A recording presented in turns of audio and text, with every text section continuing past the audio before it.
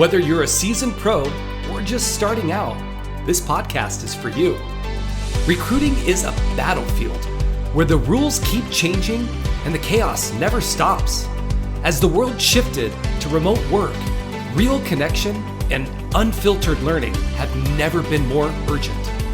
This isn't just a podcast, it's your survival guide. Welcome to the revolution, Your Digital Bullpen.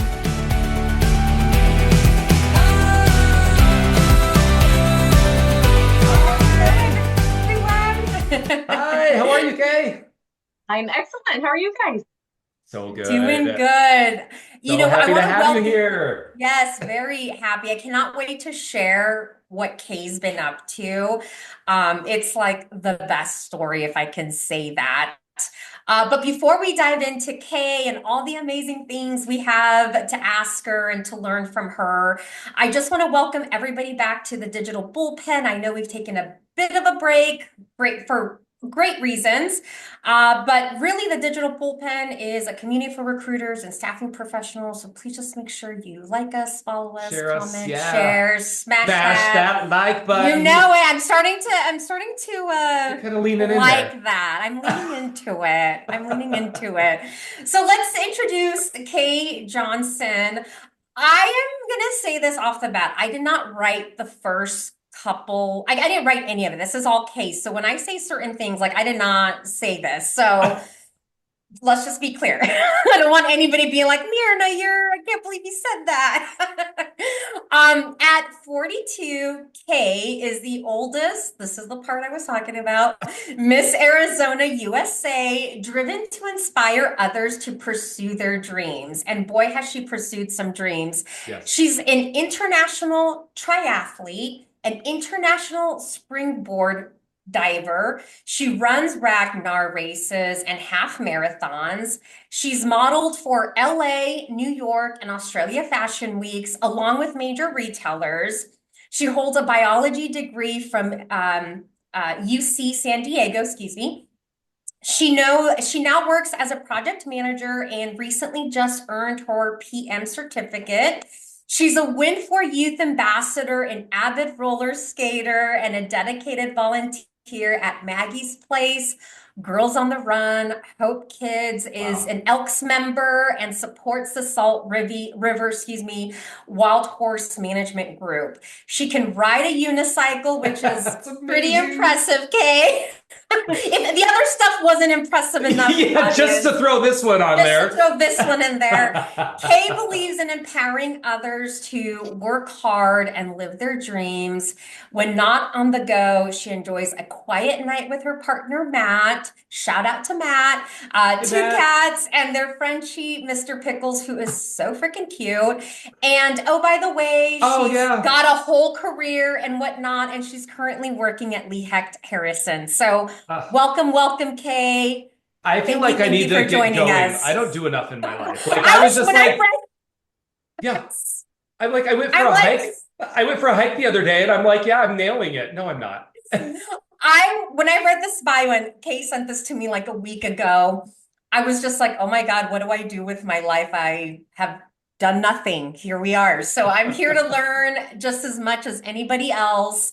So I want to dive into your career, your current journey, and then we'll kind of talk about some of the fun stuff, Miss Arizona. But how did you get into staffing? How did you kind of fall into it? I know we've all fallen into recruiting and staffing in this world. Who lied to you about this? Well, it was actually such a wonderful jump from getting out of retail. Before working at LHH, I was at Forever 21. I worked 4 different stores from California to El Paso, Texas. I just had to flip one more in Arizona to get back to California. And those flow-ins, those closed to open shifts, just, you can take so many. So I actually and then you work weekends and all that crazy stuff. I know retail. Yep. So, did you hear Forever 21's actually filing for bankruptcy? Yes, I saw that. I'm I don't know where I'm going to shop now. Like, I hope they just restructure because, Right. Where's the Forever 41, even though I'm 42? Oh, my goodness. So I was looking to get out of retail, and a friend of mine said, "Hey, why don't you talk to a recruiter? A recruiter, what do they do?" I'm like, "Oh, they find you jobs." So I actually got to interview for a recruiting role at Vincent Benjamin. Yeah. Hi, Ben. Yeah, exactly. Like, so always such a small world in the recruiting. Both, Paul and I worked at VB before he sold everything off. So such a small world. Yeah. Small world. And then I got referred over to Agilon at the time because they had a really great training program. So I got to work in the Mesa office. And at the time, they were the #1 temp office in the country with over 200 temps out under Videssa Miller. And yes. I hired Vanessa. It's my girl. Vanessa's killing it. Yeah, we always heard just such great things awesome. about Vanessa. Yes. Yeah. Yes. That's amazing. So, okay, so you got into staffing. Obviously, you fell into it, as we all do. You've been with LHH now, which was Agilon, Adecco global company for 10 years now? Almost 10 years in May. On May the 4th, be with you. That's a great way to remember that. Yeah, that is amazing. Okay, so obviously ups and downs, you've had a bunch of different roles. So tell us about I think it's important to know you started out as a recruiter, right? You were just meeting people, and now tell us about your progression. What caused you to stay in here and you progressed, your upward mobility and just gaining new skills and new things is pretty impressive. Thank you. Well, I'd like to tie it back to our favorite F word in staffing is flexible. Yes. So absolutely. You kill it in one role and someone's going to tap you to move into something else. So I got the opportunity to be a strategic manager supporting the West Zone at the time, which was fantastic. Then we had our pandemic, and I was supporting Jeremy Kyman. And then Sean Campbell, who's also amazing. Yes. He tapped me for the project manager role for the colleague learning department, where I have been for the last 4 years. Amazing. That's awesome. Onboarded over 2,200 colleagues. That's guys. Crazy. That's crazy. That's wild. That's huge. Yes. That is amazing. And so, and you guys, what a great training program they've always had there. And it's just, it built us, like Myrna and I, and it's always still been, I think, one of those A+, programs. Yeah. And I think they've evolved the training, right, over time and just basically acclimated to the markets and COVID. And I think that's probably allowed you to really kind of step into a variety of madness, I'm sure.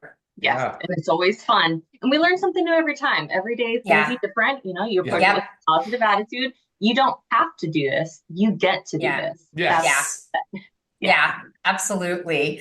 Well, what about, if as you're looking, as you're training some of these new people, I'm sure you see this all the time, right? But we want this podcast to resonate with people that even haven't been in recruiting that are thinking about it. So when you kind of look back at how you stepped into or fell into staffing, is there any advice maybe you wish you would receive that you would want to give to others in terms of like anything really, I guess?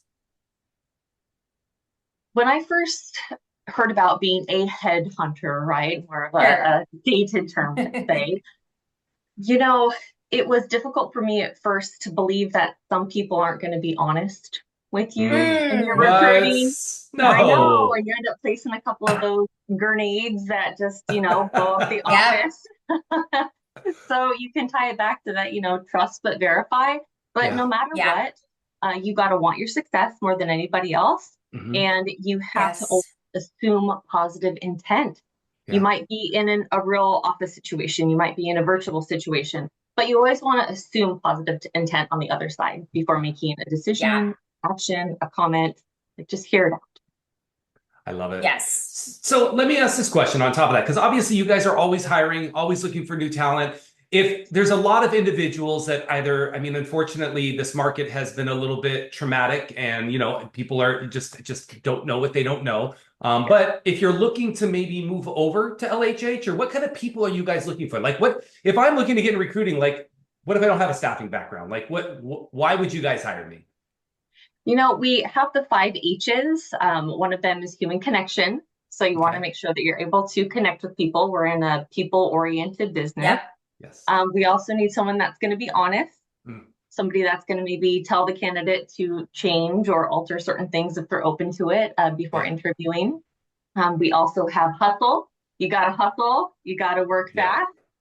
Those are the top three that are on my mind right now. So really, if you have that human connection, hustle, and you're honest, let's go. Reach out.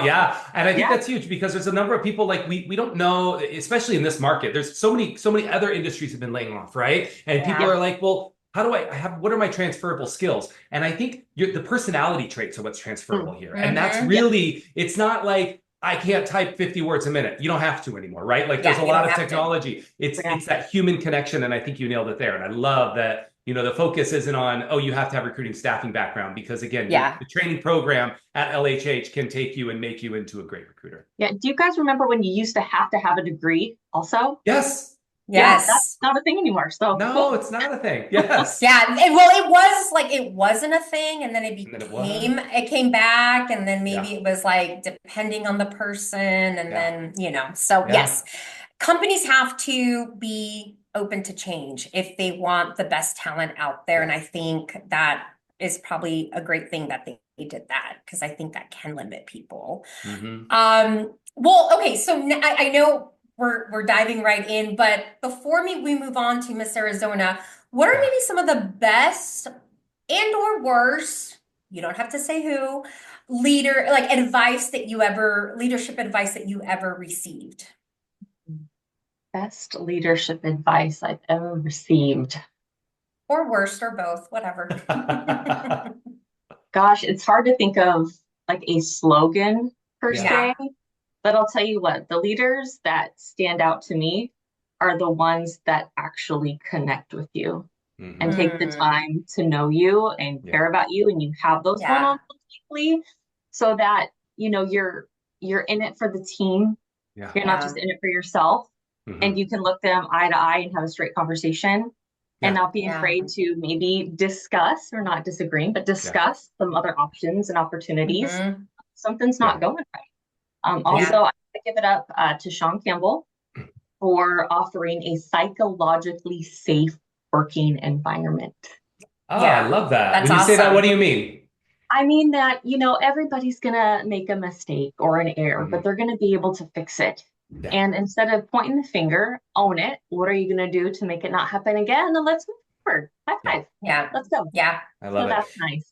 And, you know, that's something about our industry is you find so many passionate leaders. And I don't think you don't go into leadership in this industry. Typically, you make less than a producer would, right? Like, so a lot of times moving into a leadership role is a pay cut. So to do that, there's got to be a passion for people. And I think that that's something to be said for what it is in our industry, and the people that are in leadership roles, hats off, because it is a hard job. You typically have people that working for you that are making double what you're making because they're massive producers, but you show up every day because you literally want to change people's lives and make them better. And so hats off to everybody that is a leader in our industry, because it is not easy at all.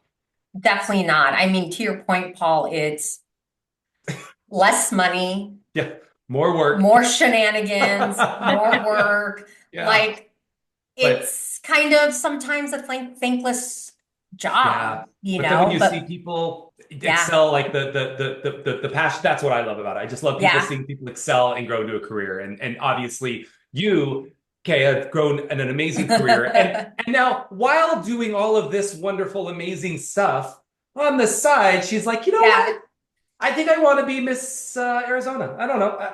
Why not? I got some time on my hands. All right. So I need to know, what the heck? Obviously, pageants have been something you've done, and I love it. So tell me about this journey for you. Yes. So I'll try to keep it short. So imagine this. We're graduating with a biology degree in San Diego, and your options are to test water at SeaWorld for $12 an hour or get into retail. So we got into retail, and at that point I was doing some modeling and pageants because I've always wanted to compete at Miss USA. You actually only get to compete once in your life, and you are more likely to, we're told, have a son that plays in the NFL than a daughter who actually gets to go to Miss USA. So I remember watching it as a kid, and when I aged out, when I was 27 at Miss California at top 10, the winner that year was Nicole Johnson, who is Michael Phelps' wife. Okay. But I knew like it was over for me. So there was actually, now let's fast forward. We were in recruiting just maybe like 3 years ago. There was a virtual team builder to build a vision board. Okay. So I drew my name, Kay, and I drew a little Miss USA crown on it. Did it. I Still have love it it. here. That's And, awesome. there would be some days that I'd look at it and like, is that too big? Is that silly? Do I need to let that Uncle Rico football go? Napoleon Dynamite, But it was Yeah. always on my heart. And then literally one night I'm eating dinner, scrolling on Facebook, and I almost choke. And I show Matt my phone, and he's like, "Oh my God." And they got rid of the age limit Yeah, that's for awesome. competing. So I applied the Yes. next day. And then that moment, literally that moment forward, all I could think about was, okay, let's figure out how to do everything we couldn't do then and do it now. Yeah. Let's really plan this out. Hello, project manager, Yeah. right? So I did it. Yes. I went out to California, went swimsuit shopping. I got the makeup artist who I couldn't afford back then to come out and do my Yeah. makeup from Texas. Yeah. And long story short, until literally the confetti popped, I did not once think I got this. Yeah. Literally, confetti popped. I'm like, what? Oh my gosh, and had that moment. So I Yeah. got to go to USA as the oldest contestant in history at 40. That You're is just taking those glass ceilings and just saying F you, like you don't Yeah. belong here. It's amazing. Dreams have no age limit. Let's Yeah. go. They don't. That's awesome. Why do you know, and I didn't look this into this, but why did they change the restrictions? Why did they The age? just eliminate it? Yeah. They actually have changed a lot of things. Mm. So, including you used to not have been able to be married Ah, that's right. or been pregnant before. Oh my gosh. So Wow. I remember Wow. there was a time I was competing in California that a girl backstage, beautiful blonde, said, "Oh my gosh, if I win, I'm going to have to get rid of the baby." What? What? Wow. So times have changed, and Yes. actually, Thank gosh. Thank we goodness. we had a transgender contestant, Miss Mary Okay. Bailey Ann Kennedy, and she was awesome too. So I just love Wow. looking at it as it's now a kaleidoscope of Yes. women Yeah. that have an opportunity to compete, and it's not just one pigeonhole profile that Yeah. they're looking Yeah. at. And I think Wow. that's huge. I mean, we're That's in this wild. we're in this weird time where, evolution change is being challenged in some areas, right? And some companies are rolling back how they have. And I love that, Miss USA is still like, no, we're Pushing going to forward. continue to evolve. And I Yes. think that is something that why I love working for women bosses. And I love working because I think that, there is always that sense of constantly wanting to evolve and be human, Yeah. right? And I love that about the organization. So obviously doing this was not easy. There was probably a lot of things that you had to decide even just within yourself, right? So was there anything really that you had to think about to overcome, whether that's mentally to be ready to follow this dream that you kind of thought was no longer, Yes. So when I decided and was eligible to compete, I thought to myself, well, if I don't win, am I going to do it again? Right? And I said, I'm going to do it until I die. Yes. I'm never going to give up on it. I'm just going to keep Yeah. pushing forward and pushing through.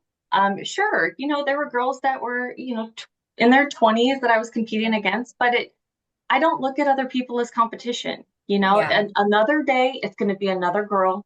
You never know. So actually, I was volunteering at Miss Arizona Amazing this past weekend. And one of the contestants came up to me and she's like, "Where's the judge? I need to know why I didn't win." She was very direct. Yes. But again, a different day, a different girl. It just depends on how it's going to be. So you do the best you can. Yeah. You compete. I love that. Go hard out. You be nice to everybody because you want those girls to come back. And that's really what the experience is. When I left that group, I'd say in my 30s, it was actually hard to make friends. And when I joined this Ragnar running group, the Real Housewives of Cave Creek, RHOCC, I love it. that was, again, like almost this sisterhood. I'm like, oh my gosh, I'm finally getting this in my late 30s again that I missed back in my 20s from pageantry and the sisterhood. That's amazing. That's awesome. I have a question for you. So there's a lot of misconceptions about pageants, I would say. And, let's just talk about the elephant in the room. Tell me about, like, obviously you've gained so much out of this. And I think that there's the community, there's what it pushes you to volunteer. But tell me, like, why are you passionate about it? Like, what about this industry, if you will, makes you love it so? It opens opportunities that you would not have known even existed. Really? Yeah. So we're told that even though only one girl gets to go home with the shiny hat, what they Yeah. call the crown, right? Yeah. Everybody has that within their heart. So I was already volunteering at Maggie's Place before I won Miss Arizona USA. But now I'm a part of 5 organizations, and now I get to bring real spotlight to Maggie's Place. And one of the coolest things too is there's a bakery here local called Dos Chris's, and they're going to do a collaboration Maggie's Place Mother's Day cupcake and give 10% of the proceeds to Maggie's Place. What is That's Maggie's awesome. Place? Tell me about Maggie's Place. Sure. So Maggie's Place is a nonprofit. We're actually supporting, or we're going to be celebrating our 25th anniversary this year. We're having a gala for it, and they support pregnant women that are homeless and have nowhere to go. So they offer housing for up to a year after the baby is born. They offer therapy, resume, reformatting, help them get, reintroduced to the workplace, childcare, life skills, all kinds. What an amazing, that's awesome. What an amazing institution. Yeah. Really is. And they've helped, I want to say 700 babies in the last 3 years. Are they Arizona? Are they only in Arizona, or are they in Arizona right now? Yes. And it was 4 gals from ASU that started it. Yeah. Wow. Amazing. That's awesome. It just really only takes like an idea and then people running with it, and that's awesome. Yeah. Yeah. And I love that. Again, like you've been a recruiter, you're staffing your people, but like all this stuff that happens on the side, it's like this industry allows you to do that. One other thing I want to say too. So while I'm a part of the Miss USA portion, there is the Miss America portion, and everyone's like, what's the difference is a couple things. The two I'll mention. One is Miss America. They're the ones that do that cool talent portion where they're singing, dancing, acting, all the fun things. But the Miss America organization is awesome for scholarships. So, ladies, millions of dollars of scholarships available through these programs from junior, like little kids, all the way up to the Miss side. So, you need to go to school and also better yourself. This is another opportunity to do that. Amazing. Yeah, it really does sound like there's just a lot of doors that are open and the willingness for others to help each other within that community, it sounds like. Yeah. Okay, so I want to know, walk us through when you were crowned, like what's happening in the mind. I mean, I think I remember what dress you wore, but feel free to be super elaborate. I want to know it all. Oh my goodness. So that day, that was the first day I ever made top 5 to have an on-stage question. And so they're calling us up and we're all in our line and we have to put on headphones. And so my gal, Savannah Wicks, who was a former Miss Arizona USA, she puts on my headphones and she's like, what music do you want? And I was like, Dua Lipa. That's so awesome. Then she plays the one from the Barbie movie, yes. How's it go, Myrna? Oh, I don't know, but I know exactly what you're talking about. It's about dancing. So anyway, she's got the headphones on me. I'm jamming. Afterwards, though, she told me she was going to play metal. So that could have changed things. Yes. Yeah, that's a mindset too. Right? Totally. So they asked me the question, and really it was based on how do I feel about them removing the age limit? And I was like, fantastic. I think I said that's like amazing. That. And then I explained how, winning defines, dreams have no age limits. And I wanted to be the Miss Arizona USA that has accumulated the most community service hours. And I explained how I would do that. So my goal has been 300 hours. I'm almost there. There's no pageant date yet set in sight for me to give it up. So I'm thinking I got to increase that limit. Okay. And then we're lining up, and there was a gal named Kim Cover. She and I both had these red dresses on, and we're both Amazons. We were the tallest of them. And she had a vision that she shared with me. It was going to be us two at the end. And this girl is beautiful, wonderful. We were buddies for sure for the whole weekend. And so she gets called second runner-up, which is third place. And so it's me and another gal named Jordan, and she's beautiful. You're all beautiful. I know. So I know. Holding hands, right? And I didn't know this, but supposedly in pageant folklore, the person with the hands on the top is usually the one that wins. And I had my hands at the bottom. I didn't know. I wasn't I was just like, oh my gosh, we're here. And so she was actually first runner up the year before. And so here she is again on the stage. So we're talking to each other and they're, we're ha ha ha. And then all of a sudden they call Catalina Foothill and I'm Uptown Phoenix and the confetti goes pop. And I'm like, oh my gosh, no way. And it was so cool, you guys. This was actually the first pageant I had where I had all my friends, all my family. My parents came from California. My running gal group had these big, giant bubblehead K. I saw that picture. I saw that. Yes. It was just incredible. And then I freaked out. I think I said, oh my God, about 100 times. But then my bonus mom, she's like, when I saw you win and go, yeah, she's like, that is so okay. Amazing. And I got it. It was awesome. Okay, I love that you said bonus mom. I'm like getting like the chills. Yeah, I love it. I'm just, yes. Wow. By the way, I love that you said bonus mom. I have a bonus mom as well, and I love that terminology. What a great one. And you just, okay, I mean, I love it. Like, it's just, it makes me want to run. I'm like, I need to get my butt in gear and do some stuff. I know. I'm like, geez, I'm pretty lame. Like, geez. There's a pageant you can compete in, Paul, called Mr. and Ms. Body Shot. Ooh, Paul. Kay's got the connection for you, Paul. All right, we'll talk. We'll talk after. All right, we'll see. I'll get PJ involved too. It'll be great.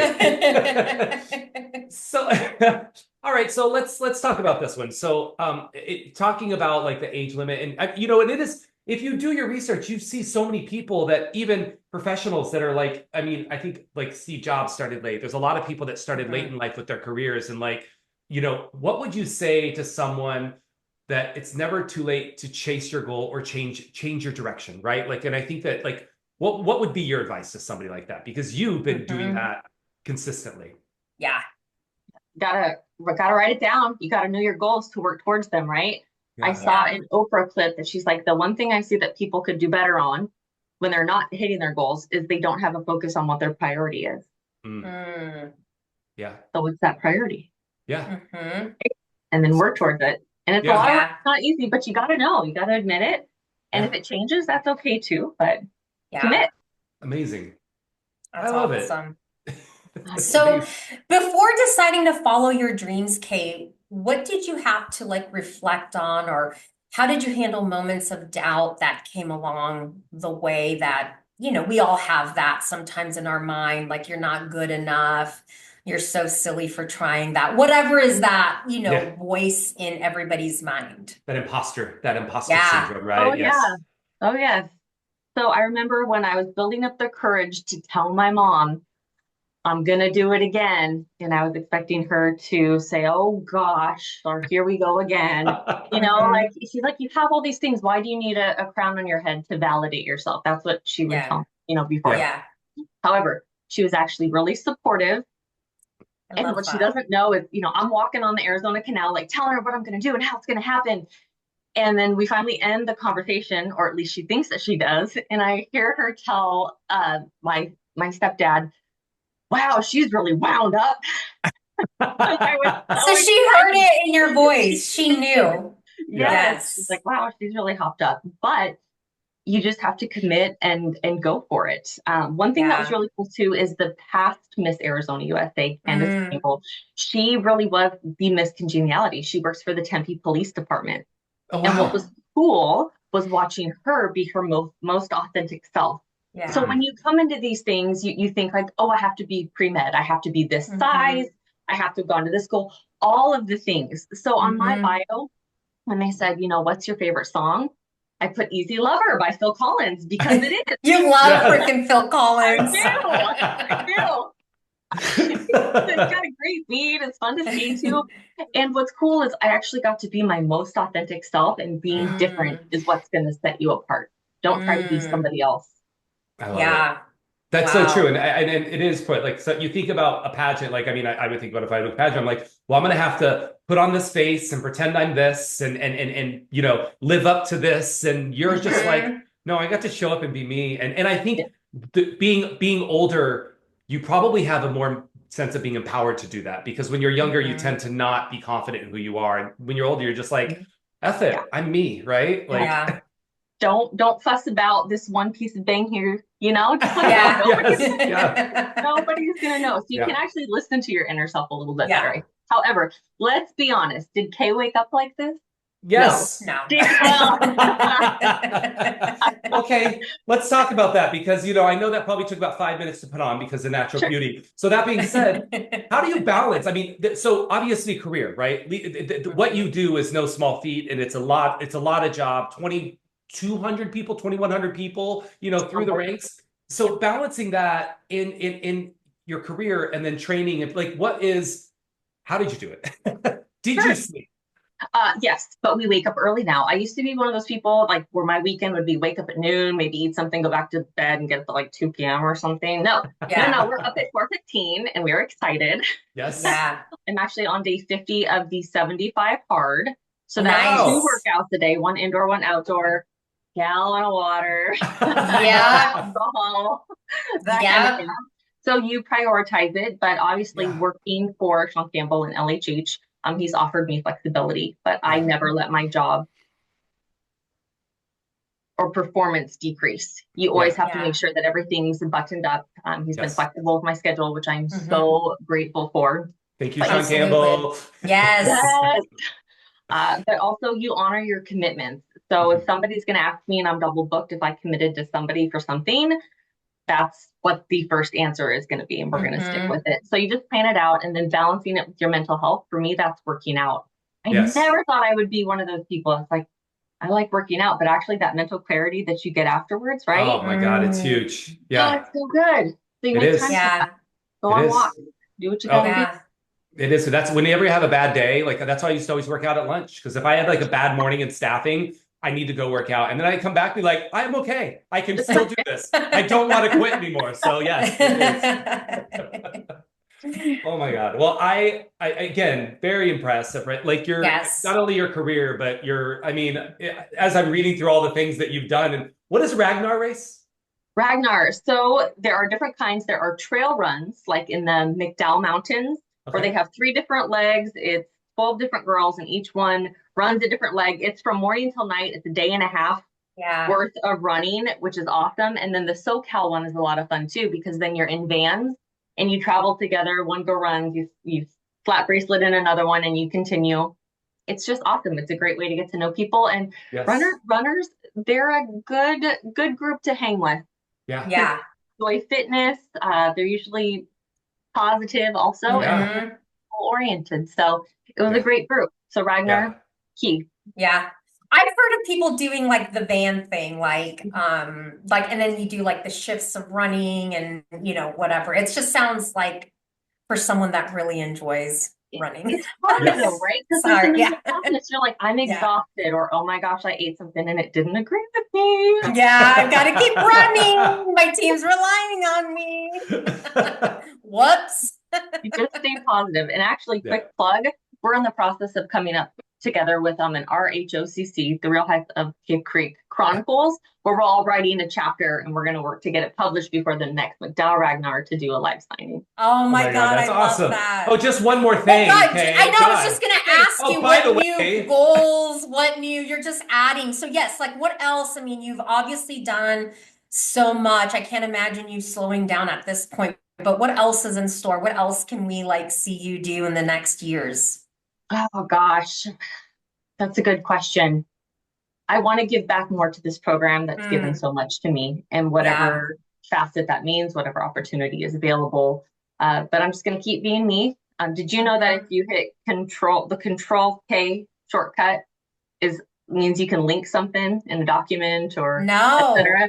So I'm just going to keep linking people up and linking myself. Control K. Control K. I like it. That's amazing. That's my God. Awesome. Well, I'm excited to see what's next. It sounds like you're just getting your stride, to be honest. And I love everything about that. So let's figure out, I mean, we know who you are outside of the staffing, amazing human being that has trained and onboarded and brought so many people into our world. But I guess I would ask, I think I know the answer, but I'm interested to see what's something that instantly lifts your mood, no matter how stressful the day. Big fat fluffy kitties. Okay, you And have two Mr. cats Pickles. and Mr. Pickles. Mr. Pickles, yes. So cute.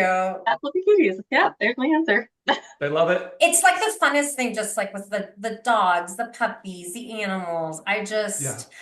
We went to dinner with a friend and she said she got like 5 new pets, like 2 different turtles, a German Shepherd, a cat, and there's one more. And I'm like, I want to go to your house. Like, I'm Yes. literally just texting her, like, when can I go see like little cute animals? We need to do an Airbnb for animals, you guys. Somebody that has a cool exotic pet that's willing to let you come meet them. Done. Let's do it. Like monkeys, yes, all of Okay. that. Tiger King. What about 2. Yes, exactly. But this time it's Tiger Queen. Yes. Queen, there we There go. we go. Oh, yeah. She's already got the crown, so might as well. All right, Kate, what's a book, podcast, or show that you've recently enjoyed that you would recommend? Besides the Digital Bullpen, I know, let's just put I that know. out. I know it's amazing. Don't. I know it's at the top What of the list. We can put Yes. number 2. So one book that changed my life was The Happiness Advantage by Sean Anchor. And it's looking at, Okay. I don't have to do this, I get to do this. Yes. And that you find joy in the journey, not the end. It's not Yes. that at the end, it's the joy in the journey and building up the relationships and what you take away. And then I recently started, because I have to read 10 pages a day. Atomic Habits? Yes. Oh, it was cool because reading this, I'm like, I didn't know some of this. Okay. Just like to really make changes, you have to change your identity. So, right, I wasn't born KJohnson. I was born Christina in Santee, California in 1983. And now I'm Johnson and trying to be the best person that I can every day. And that's what I'm doing. That's awesome. We'll make sure we put that on Yes. the Yes. like show notes and on the postings and all that. Send us. We'll send us that list. Yeah. Okay, so if you weren't going to be recruiting or staffing person, what would you be doing instead? Oh, I would be modeling. I have kind of a fierce runway walk, you guys, not gonna lie. Because I've seen it. Dusted the heels off when I got this opportunity again, and now people are tapping me to do it. So getting to model in Fashion Week Australia was fantastic. That's awesome. And I'm doing some fun local shows, and you just see people light up, and the feeling that you get is almost like the light is coming out of your heart, but then people's light is coming back in you, and just own it. It's so much fun. Oh my God. I love you so much that. more now after today. Like I've just always loved you, but yes, amazing. Yes. What are you grateful for in your life today, Kate? Well, I have a book that I notate, but I'm grateful for you both for having me today. Yes. I'm grateful for life and then my family that's here to support me too, because what you see together is put together, but there's also a room that's a mess with clothes on the floor, things that need to be picked up.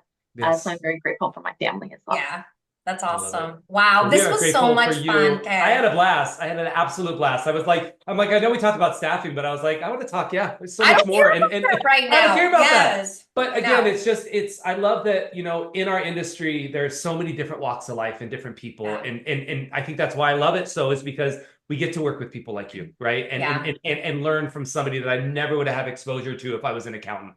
Probably not. Maybe. There's probably a Miss USA accountant, I'm sure, somewhere, right? Not that accountants are amazing. I'm going to get some crap for that. Anyways. No, you won't. Very grateful for you. Thank you, guys. Well, and what I want to say, because it's a bit of a life motto for me, but now I'm realizing I'm not really living to its potential after talking to Kay, but it's never too late. And you're like the embodiment of it. Like it's never too late. It's never too late to start. It's just never too late to follow your dreams. And I hope a lot of people resonate with the story. I hope we can share this far and wide. Yes. And just because you're in one job today does not mean that that's what it's going to be forever. And if you do have goals, as Kay said, write them down, make a vision board, build that life for yourself that you want, that sits in your heart. And you just, if that's what's on your mind, then do it. Do what Kay did and do it. Yes. Just live the dream, literally, because you can. Literally, yes. Control K. Control K. Yes. Oh my God, it's so good to see you, Kay. Thank you so much for being on Your Digital Bullpen. Remember, people, let's share this story, share it, like it, get it out, tag some people in here that maybe might be motivated by this story, that maybe you're chasing a dream and haven't gotten it. Like, inspiration right here. So thanks so much for being on, Kay. Thank you. Thank you all. Bye.